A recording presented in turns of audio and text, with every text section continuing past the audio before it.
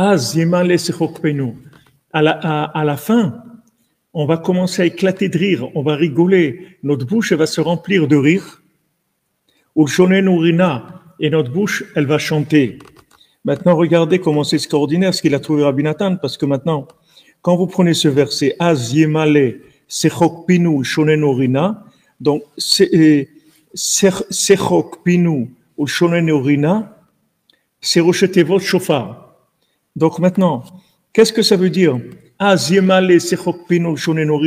que ça veut dire qu'à ce moment-là, qu'on va arriver à la révélation, qu'on va arriver au bout, on va rire, comme quelqu'un, comme la caméra invisible, la caméra cachée. Alors personne elle s'angoisse, c'est creux et tout, elle sait pas. Et après la personne elle sort et dit non, c'était un coup monté, c'est une caméra cachée. Et on voit que la personne elle éclate de rire et tout ce qu'elle a eu peur et que c'est angoissé et tout, en fait c'était un montage, c'est une blague. Maintenant on va arriver à une telle conscience qu'on va voir en fait que toutes ces choses-là, c'était pas comme on les a vécues. Que c'est à ce moment-là, notre bouche elle va se remplir de rire. Et on va chanter, on va rire et chanter. Et ça, c'est le shofar. Le shofar, ça veut dire sechokpenu ulshonenu rina. Ça, c'est le shofar. Donc, on voit que alken achar pasuk ashream yodre teruah. C'est pour ça que après le verset où il est écrit heureux le peuple qui connaît la teruah, qui sait sonner du shofar. N'oubliez pas ce qu'il rapporte Rabbeinu dans la Torah, que Troa, qu'est-ce que c'est Troa? On a dit le son du shofar, c'est le souffle qui va éliminer l'avodah zara, l'idolâtrie, et qui va nous donner la force dans les mains et dans les pieds pour danser, qui va nous libérer de l'idolâtrie, et on va pouvoir chanter et danser pour Hachem, c'est-à-dire qu'on va être complètement branché sur Hachem, et il n'y aura plus du tout d'idolâtrie, on n'aura peur de personne, on donnera notre confiance à personne, on va rentrer en communication directe et en dépendance totale que d'Hachem, avec la prière, en tapant des mains, en dansant et tout. Avec ça, on va être en contact avec Hachem.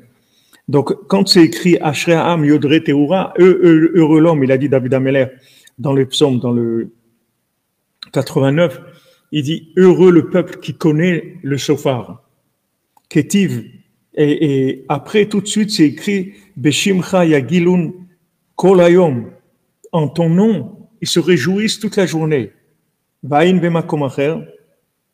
Et regarde dans un autre endroit, dans l'Écoute Moran, dans la Torah 175, Sheikar Abechia Tzicha Liot Mitoch Simcha.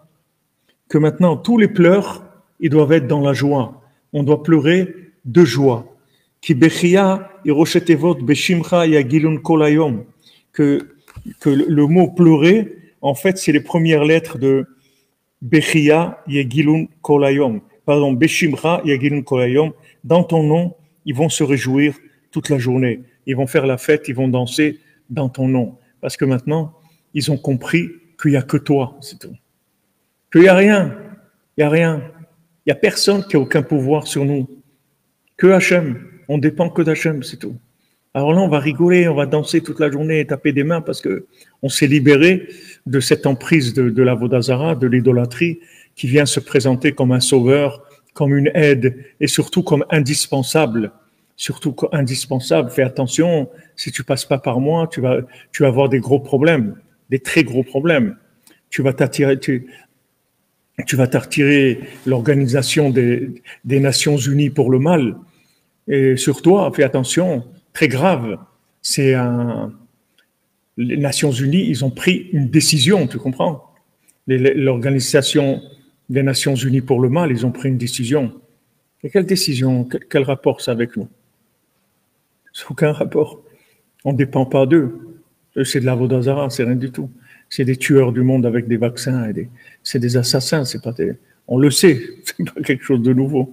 Alors maintenant, c'est un assassin. Et il nous dit, je vais plus vous aider, mais c'est extraordinaire. C'est merveilleux de se libérer de ça. Donc vous voyez comment les choses elles se mettent en place. C'est extraordinaire. C'est extraordinaire. Même les pleurs qu'on a de Yom Kippour qu'on fait tchouva, ces pleurs-là, ils doivent venir de la joie. Ils ne doivent pas venir de l'angoisse. Les pleurs d'angoisse, c'est les pleurs de Esav. Que Esav, quand il a entendu qu'il a perdu les bénédictions, alors là, il a commencé à pleurer. Mais lui, ses pleurs, c'est des pleurs de rage. C'est des pleurs, voilà, t'as perdu, mon ami. T'as tout perdu. De toute façon, tu es un loser, par définition, tu es un perdant. Donc, quand il a entendu ça, que toutes les bénédictions, il les a prises, Jacob, absolument tout, il dira que j'ai plus rien pour toi. Mais la seule chose que tu peux faire, c'est le voler quand il croit en toi. C'est tout ce que je peux te donner, je peux te conseiller. Quand il va croire en toi, quand maintenant il n'y aura pas Kol Yaakov, qu'il n'y aura pas la voix de Yaakov dans la prière, dans le chant, dans la danse, quand il ne sera pas avec moi, alors tu auras la possibilité de le voler et de t'alimenter du fait que tu vas lui voler. Mais maintenant, c'est ça, quand il nous abandonne, on gagne deux choses. D'abord, on se libère de l'idolâtrie, c'est-à-dire qu'on va pouvoir fonctionner en live avec Hachem, c'est-à-dire intervention directe de la main d'Hachem. On force Hachem à intervenir, puisque maintenant on remet notre confiance en lui. Donc c'est lui qui va intervenir. On a gagné ça. Et deuxièmement, ce qu'on a gagné, c'est que Esav, il va se détruire, parce qu'il se nourrit de ça. Lui, il se nourrit de la confiance qu'on met en lui, il nous a manipulés, qu'on a confiance en lui, qu'on a peur de lui, et que si maintenant il n'est pas là, alors on va avoir des problèmes, etc. Toute cette confiance qu'on met en lui, c'est de ça qu'il se nourrit. Mais vous allez voir que quand maintenant, si Bezrat Hashem, on arrive à tenir le coup, parce que c'est pas évident. Il y a beaucoup de gens, même parmi nous, qui sont encore dans la Avodah.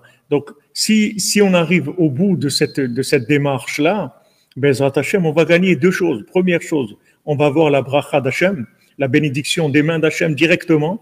Et deuxièmement, Esav, il va disparaître parce que il se nourrit de ça. Donc lui, il croit que maintenant, il est en train de nous faire du mal. Mais en fait, il est en train de scier la branche sur laquelle lui-même il est assis.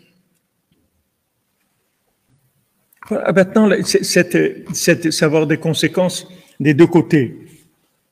Alors, vous voyez ici comment Rabbeinu, vous voyez la profondeur,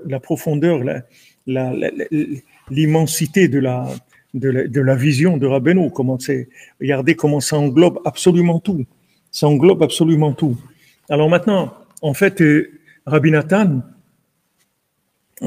c'est lui le principal. Parce que quand il arrive, Rabbeinu dit maintenant on commence. Ça y est, on va commencer maintenant.